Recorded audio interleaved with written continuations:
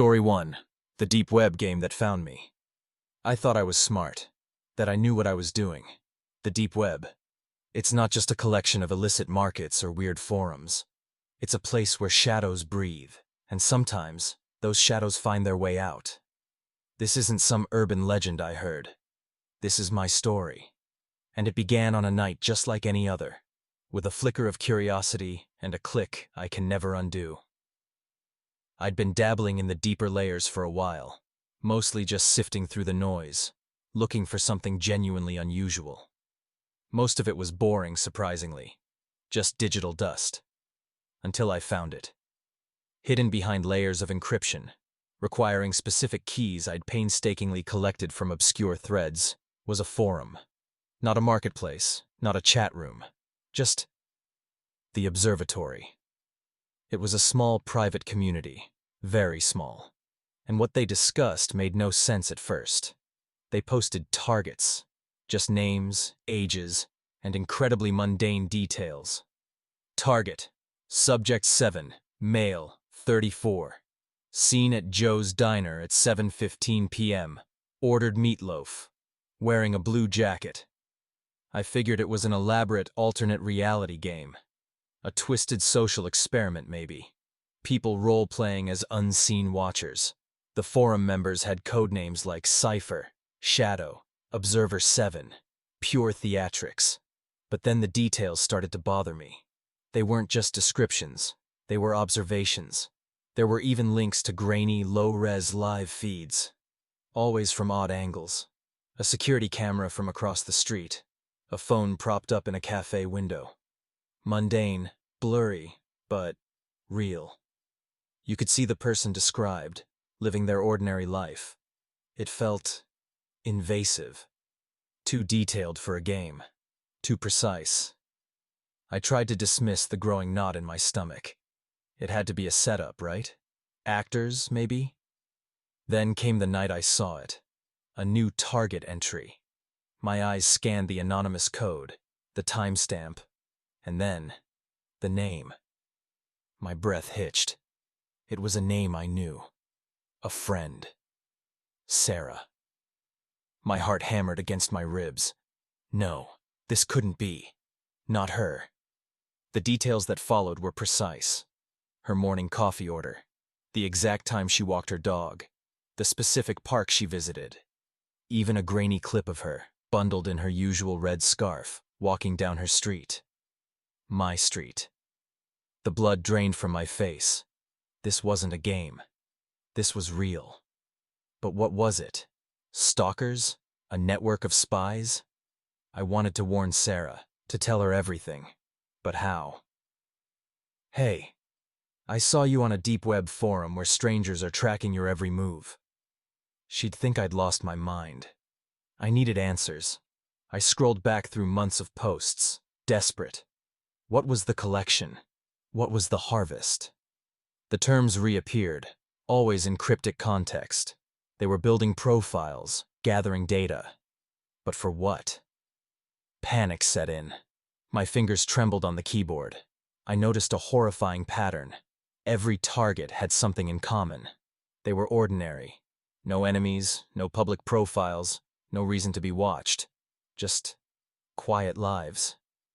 And then, as if a switch flipped in my mind, my IP address, my neighborhood, the specific details of my apartment building.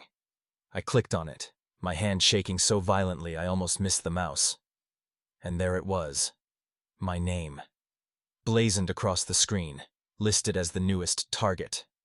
Not a query, not a suggestion from another observer. Just my name. The details below were chillingly intimate. My late-night snack habits, the hours I kept, the books on my shelf. Things only I would know.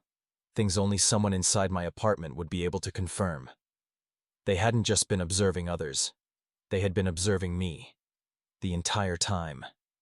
Every scroll, every click, every moment I spent on that forum was part of their game. I wasn't an anonymous observer. I was the next target. The story I thought I was uncovering about strangers was my own. And then, below my name, A new line appeared. Current status, initiating harvest. And a timer. A countdown. I don't know what happens when it hits 0. I don't know who they are, or what harvest means. But I can hear it now. A faint creak. From somewhere deeper in the apartment. It just started counting down. And I'm alone. Story 2. Welcome to the deep web, a place where the most twisted and darkest corners of the internet reside. I stumbled upon a true horror story that I can't seem to shake off. A tale so chilling that it left me questioning my own sanity. It all started with a simple search for something new and interesting on the web. I stumbled upon a site, hidden deep within the labyrinth of the deep web, that promised to deliver a truly horrifying experience. Intrigued, I clicked on the link. The site required a username and password, which I had found buried within another obscure forum on the deep web. I entered the information and was granted access. The story began innocently enough, detailing the life of a young woman named Emily who had moved into a new apartment. She was excited about her new home and the fresh start it represented. However, as I continued to read, things began to take a sinister turn. Emily began to notice strange occurrences in her apartment. Doors would open and close on their own, and she would often hear whispers in the darkness. She dismissed these as mere coincidences at first, but as the days went on, the disturbances grew more frequent and intense. One night, Emily decided to investigate the source of the disturbances. She followed the whispers to a hidden room in her apartment, where she discovered an old, dusty book. The book was filled with ancient symbols and incantations, and Emily soon realized that she had unknowingly unleashed a malevolent force upon her home. As I read on, the story became more and more terrifying. Emily fought valiantly against the evil that had invaded her home, but it seemed to be growing stronger with each passing day. She tried to seek help from friends and family, but they dismissed her as being paranoid and delusional. Desperate and alone, Emily turned to the deep web for help. She posted her story on the same site I had found it on, hoping to find someone who could understand and help her. And that's when things took a truly horrifying turn. Emily's post had attracted the attention of a group of people who claimed to be experts in the occult. They offered to help her, but at a terrible price. Emily was horrified by their proposal, but she was also desperate. She agreed to their terms, and the group performed a ritual to banish the evil from her home. However, the cost was far greater than Emily could have ever imagined. As the ritual came to an end, Emily realized that she had been betrayed. The group had no intention of helping her. They were simply using her as a vessel for their own twisted desires. They had bound her soul to the malevolent force she had unleashed, and she was now doomed to spend eternity as its slave. As I finished reading the story, I couldn't help but feel a cold shiver run down my spine. The tale of Emily's tragic fate served as a chilling reminder of the hidden horrors that lurk within the deep web. And though I tried to forget the story, I could never shake the feeling that I too had been watched by unseen eyes as I read her tale. So, be warned. If you dare to venture into the darkest corners of the deep web, you may just uncover a horror story that will haunt you for the rest of your days. Story 3. There's a reason they call it the deep web. It's not just about hidden sites or illegal marketplaces. It's about ideas, concepts, realities that burrow so far down, they're not meant to see the light of day. And once something seeps out, once it touches you, it leaves a mark. A dark, indelible stain. I used to be like a lot of you, I guess. Young, foolish, curious. Hours spent chasing ghost stories, urban legends, the kind of things that make your skin prickle but never quite convince you. Until I stumbled into the rabbit hole, the deep web. Most of it was exactly what you'd expect. Boring, illegal, or completely fake. But then, there was it. Tucked away in a forgotten corner of a defunct forum, a single cryptic link. No description, just a series of random characters. It beckoned, like a dark whisper in the dead of night. I downloaded it. Against every instinct, every warning I'd ever heard about random executables from the abyss.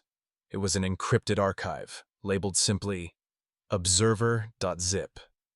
It took me days to crack it. Days of lines of code, brute forcing, fueled by a morbid fascination I now deeply regret. When I finally got in, I expected a video. A snuff film, maybe. A disturbing image. Something grotesque, yet tangible. But there was nothing like that.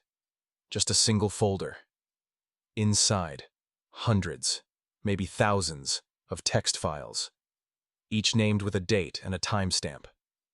I opened the first one. It was a log, a series of observations. Mundane at first.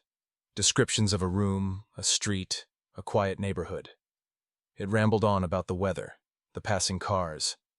I figured it was some kind of environmental monitoring log, mistakenly uploaded. Harmless. Then I opened another, and another. Each one a little more unsettling. They started describing a person, their movements, their habits. 10:07 a.m. Subject woke, checked phone, brewed coffee, 2 sugars. 11:34 a.m. Subject worked on laptop, looked distracted, sighed often. 2:15 p.m. Subject ate leftover pizza, contemplated buying new shoes, decided against it. My blood ran cold. The details. They were my details. Not just similar, but exact. The specific brand of coffee I drank. The way I sighed when stuck on a coding problem. The impulse to buy new shoes that very afternoon. It was too precise to be coincidence. I started scrolling frantically, opening more files. They were all about me. Events that had happened yesterday. The intimate, private moments only I could know. The off-key singing I did in the shower. The whispered conversation with my cat. The obscure documentary I watched late at night.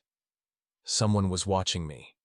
Not just watching, but logging every single minute detail of my life. For how long? I started checking the dates on the files. They went back years. Before I had even heard of the deep web. Before I even had this computer. Panic set in. I disconnected from the internet. I swept my apartment, checked every nook and cranny for cameras, bugs, nothing. The logs kept updating. They described my growing fear, my frantic searching. 8:58 p.m. Subject is reading log file, heart rate increasing, searching for observer. 9:03 p.m. Subject attempts to disconnect network. Futile. Observation protocol is internal. Internal. What did that mean? The thought chilled me to the bone. Was this a virus? Something that had burrowed into my mind? A sophisticated AI predicting my every move? I decided to delete the files, erase the whole folder. But as I clicked delete, a new log entry flashed onto the screen, appearing in real time, its ominous white text stark against the black background. File 2024-10-27.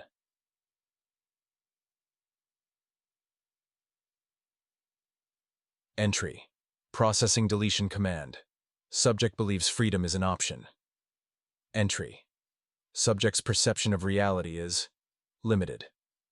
I stared at it, frozen. The folder wouldn't delete.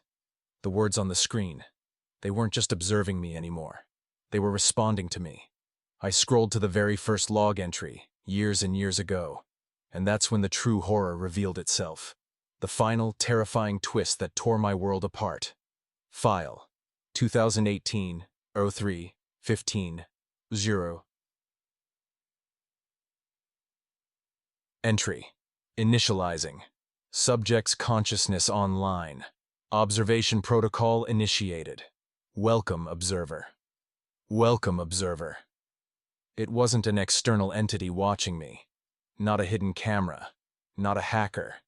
This file, this observer zip, it wasn't something sent to me by someone else. It was something created by me. Or rather, it was a fragment of something that had always been within me. Activated. The logs weren't descriptions of my life by someone else. They were the meticulous, clinical observations of a nascent consciousness living inside my own head. And I had just woken it up. By downloading that file, by cracking that encryption, I hadn't found a secret. I had unlocked a door within myself. I tried to delete it again, I wiped my hard drive. I even bought a new computer, a new phone. But the sensation, it never left. That prickle on the back of my neck. That chilling awareness that I'm not alone in my own skull. Sometimes, late at night, when the house is quiet and the shadows stretch long, I feel it. A cold, knowing presence.